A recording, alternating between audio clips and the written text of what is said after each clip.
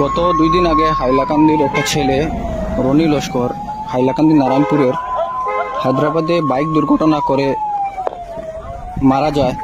আজকে তার dead body তার বাড়ি হাইলাকান্দি নারায়ণপুরে তার ডেড বডি এসে পৌঁছলো।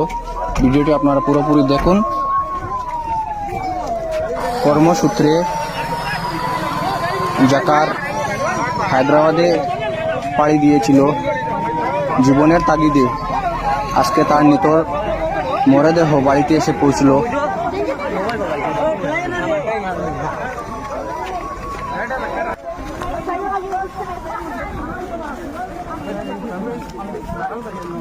আমি গেছে আগে